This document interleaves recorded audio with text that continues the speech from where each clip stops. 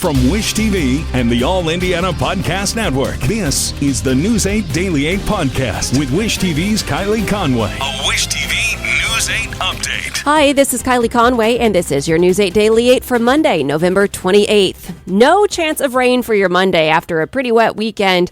We are going to have some mostly cloudy skies, though. Seasonable air works in with highs in the mid-40s. And Wish TV is your home for Monday Night Football as the Colts host the Pittsburgh Steelers tonight. Not only are we ready to bring you live and exclusive coverage, the Colts are bringing fans the ultimate experience. Ahead of kickoff, fans can take part in the Colts Light Show. It will happen during the pregame player introductions and then again at halftime during the game. Fans should download the latest version of the Colts app, then click Join the Colts Light Show, then enable the phone's microphone and camera to take part in it. The Indianapolis skyline will also be lit up in Colts blue tonight. A lot of the corporations downtown, a lot of the buildings will go blue. The Colts are celebrating its rich NFL history with special throwback uniforms from the 1956 Colts. Colts cheerleaders, the NFL's first cheer squad dating back to 1954, will also wear throwback uniforms. And Wish TV has you covered before, during, after the game. We'll have a tent set up outside Lucas Oil Stadium's Pro Shop entrance on the northeast side. For some tailgating fun, check out Wish TV. It'll be stationed near Gate 10. We'll also be live with fans at Ale Emporium in Castleton. The Colts are dedicating tonight's game to Kicking the Stigma, the Ursay Family Initiative to raise awareness about mental health. And it will be the first Monday night game at Lucas Oil Stadium in 7 years.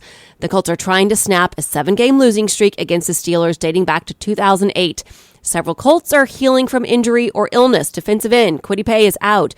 Tight end Kylan Granson is listed as doubtful. The team lists DeForest Buckner, Yannick Ngakoue, and Zaire Franklin as questionable. The Colts are 4-6-1 and still alive in the hunt for a wild card spot. Our Monday Night Football coverage begins on All Indiana at 4 o'clock this afternoon. If you can't make it to the game, you can watch it in its entirety on Wish TV starting at 8:15 tonight. We'll, of course, also bring you post-game coverage and all the highlights tomorrow morning on Daybreak. And Jim Irsay did tweet out yesterday that the roof and window will stay closed for the game tonight. The accused killer in the Buffalo, New York supermarket shooting is poised to plead guilty today. Attorneys for the 19-year-old have in recent weeks disclosed his plans to enter the plea. Attorneys for the victim's family say it will happen today. The suspect, who is white, killed 10 people in May in a predominantly black neighborhood. Hate crimes are included in the 25 state charges he faces. The counts could lead to an automatic life sentence. He also faces federal charges that could lead to a death sentence. And from I-Team 8, Huntington University is asking a federal judge to dismiss a sexual abuse and doping lawsuit. Attorneys argue the former athletes who sued failed to state a claim under Title IX. Attorneys for the university filed the motion to dismiss last week. As we've reported, 2 former athletes filed the suit in September, claiming the school violated their Title IX rights and failed to protect them from a predatory cross-country and track coach. The brief reads in part, as the plaintiffs themselves concede, when the university became aware of allegations against Nicholas Johnson that did not arise outside of his employment with the university, it acted quickly to remove him from his position at the university.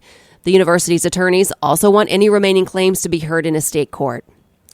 And today, people will gather at a Walmart in Chesapeake to honor the victims who were shot and killed there last week. 6 employees died and 6 others were injured after a store supervisor opened fire late Tuesday night before turning the gun on himself.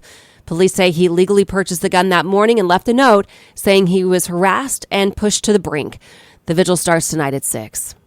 And one funeral service is still ahead this week for University of Virginia football players killed in last week's shooting.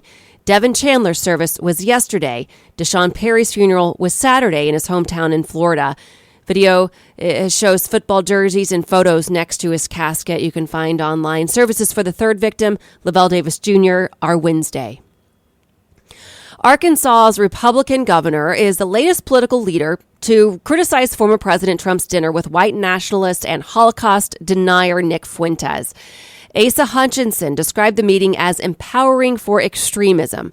Trump hosted Fuentes and rapper Ye, formerly known as Kanye West, at his Mar-a-Lago estate last Tuesday. The Anti-Defamation League has identified Fuentes as a white supremacist, and he's been banned from most major social media platforms for his rhetoric. Ye has also come under fire for making anti-Semitic claims in recent weeks. Trump posted about the meeting on a social media platform on Friday, saying he didn't know Fuentes was coming. According to a CNN report, the former president said he liked Fuentes and found him very interesting. Voters in Georgia are deciding who will win the runoff election for U.S. Senate. Early voting starts statewide today. Some counties started over the weekend. Georgia's Secretary of State reports more than 90,000 people have cast their vote since Saturday. The race pits the incumbent, Democrat Raphael Warnock, against Republican Herschel Walker.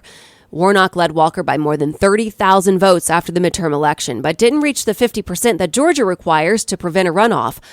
Early voting ends Friday. Election Day is December 6th. Football star Odell Beckham Jr. went into the weekend making headlines for on-field reasons. He ends it with off-field controversy. Beckham is a free agent and indicated he would decide this week where he wants to play next. Then, Sunday morning, an American Airlines crew kicked him off a flight out of Miami. What happened is very much in dispute.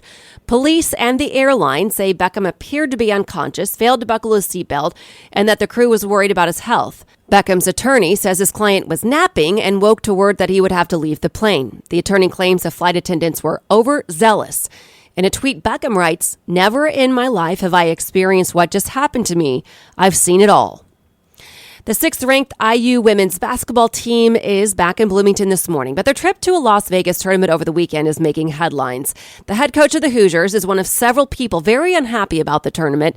Head coach Terry Morin says the tournament set back women's basketball. She considered not even having IU play on Saturday night as the Las Vegas Invitational because no paramedics were on site. The games were in a ballroom at the Mirage on the Vegas Strip. AP is reporting there were no paramedics, no security, and fans were sitting in folding chairs next to the court. Big Ten Network and former News 8 sports reporter Megan McEwen tweeted, "Teams were told it would be the Athletes Unlimited setup. It ended up being the Athletes Unlimited court. No towels were provided, and teams were advised to bring down hand towels from their rooms." On Saturday, a player from Auburn got hurt, and it took 50 minutes for an EMT to arrive before the player was carted off and taken to the hospital. That pushed back IU's game by an hour and a half, and Coach Morin says it was at that point she considered not even having IU play. They did and won, but Morin went on to say, "As women's basketball coaches, we are trying to move our game forward. It felt like because it got so many ticks on social media that we had taken a couple of steps backward in this moment. We have an obligation to grow our game, and we completely missed this opportunity because you have a lot of really good teams here." Now, the situation is reminiscent of the NCAA women's tournament conditions from 2021, when the men had a significantly better setup than the women. In Vegas, Morin told AP News she did get an apology from the site coordinator. The Apple Store workers hurt in a crash are getting good wishes straight from the top. Apple CEO Tim Cook visited them Friday. We reported on the wreck. One person was killed and 20 more were hurt when an SUV slammed into the store in suburban Boston. The driver says his foot got stuck on the accelerator. He's charged with vehicular homicide and reckless driving.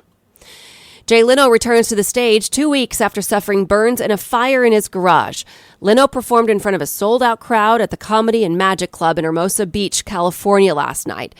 There was video of him chatting with reporters as he left the club. Leno's doctors say he was working under one of his famed classic cars when gas ignited, burning him. Doctors say he went through 2 surgeries. To business headlines, Adobe Analytics calls for today to be the biggest online retail spending day of the year with $11.2 billion in sales. Data shows that deals get weaker after Cyber Monday. Mobile shopping also broke a record Friday.